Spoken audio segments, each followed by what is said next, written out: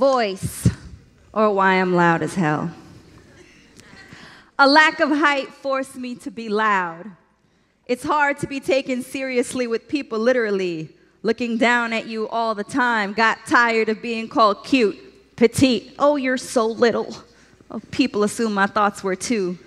Youngest in the family had to fight to be heard. Moms, pops, brother, sister, even the dog barked louder than me. So at 15 with baggy pants, fat laces, and a gangsta B-girl stance, I rebelled. Penned poems, put them on stage, and shouted. Believed I deserved to be heard. Let my voice fly and made everyone look around and skyward to see where the God-sent sound was coming from. Heaven's choir of angels didn't have nothing on me. I had 15 years of being told to shut up in a Napoleon complex the size of Texas on my shoulders. I needed to vent, and I was loud as hell.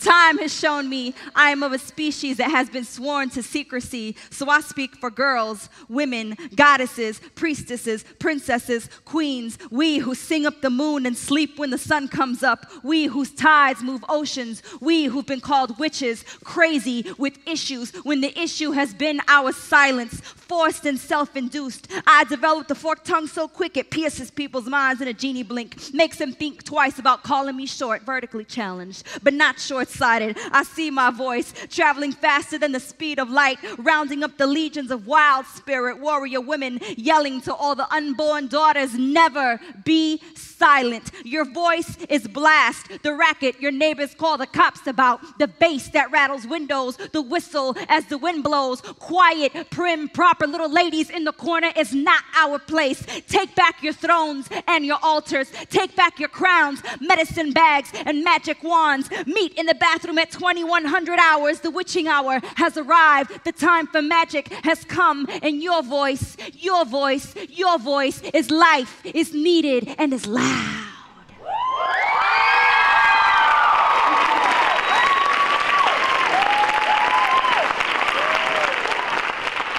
My name is Mayra Del Valle. I am a poet, a performer, and a teaching artist. For the last year, I have had the pleasure and the privilege of co-facilitating a workshop for young women between the ages of 13 and 18 who are incarcerated at a juvenile detention camp in Valencia.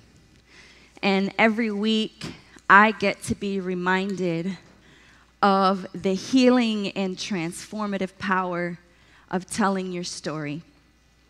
Every week, each and every human being on this planet has a story to tell. Each and every one of us are story makers. Every time we give meaning to the events and the experiences that we have in our life. And our stories can do one of two things. They can limit us, they can box us in, or they can nurture us and they can sustain us by giving us space to grow. And all of our individual stories put together, our collective story, it creates our collective story, and that has the power to change the world. So I want to ask you today, the question I want you to leave this room and think about for the rest of the day is, what's your story? What's the story that you're telling yourself, and what's the story that you're telling the world, especially to this next generation of thinkers, of story makers, of inventors, of creators, and of leaders? What's your story, and what are you going to tell the world? So I want to dedicate